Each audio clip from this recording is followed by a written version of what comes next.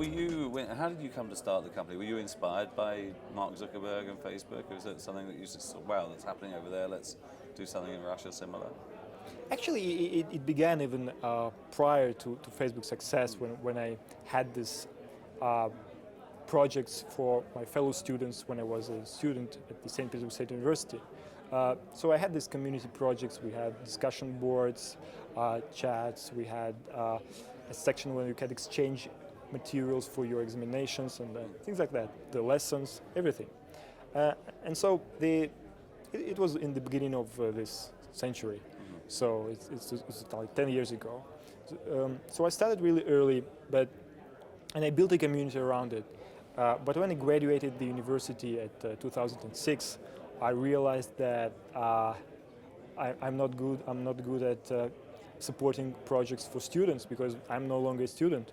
So what I had to do, I had to create a project for graduates and for young professionals who graduated to this high-profile important universities like St. Petersburg State University, Moscow State Universities, and so on. And it turned out to be very successful because there was really a need for it. I solved my personal problem because I needed a tool to keep in touch with my fellow students.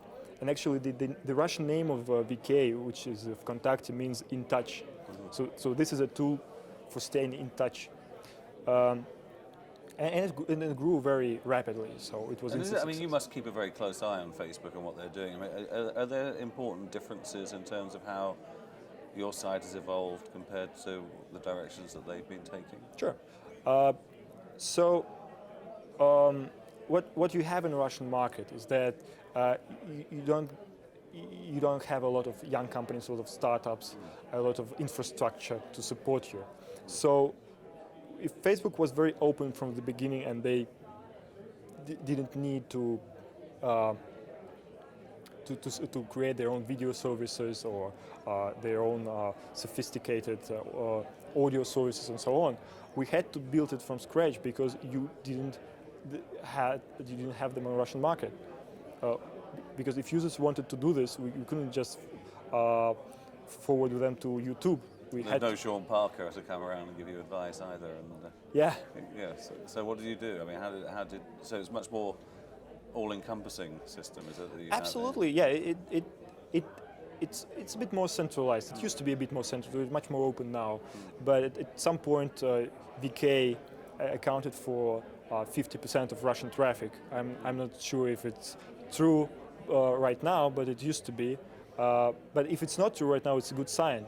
Because more and more companies appear and attract traffic on this. And I guess Facebook has evolved to have much more sharing of video, much more like the relationship with Spotify, where people are now sharing what music they're listening to, the news feeds and so forth. I mean, have you found that the experience that you're offering, the various services you're offering your Russian customers, I mean, has that changed dramatically over the last 2 or 3 years, or is it still pretty incremental? Well, actually, yeah, we are very innovative in this. Every month we introduce 7 major improvements to the site, and we announce it loudly. These are the 7 new things of this month. And for example, talking about Spotify, and Daniel Ek visited me in St. Petersburg a few weeks ago, and he said, look, we've done this thing with Facebook, maybe you should consider doing the same with us. And I said, yeah, it sounds nice, but we already have an audio service of our own because of our history. And then 2 weeks ago, we announced that you could see what your friends are listening to, and you could switch in, and you could listen to the songs your friends is listening to, and then when he finishes to listen this one and goes to the next one, you can continue. And this is like a radio, really. And this is something that Facebook only announced. They didn't build it yet.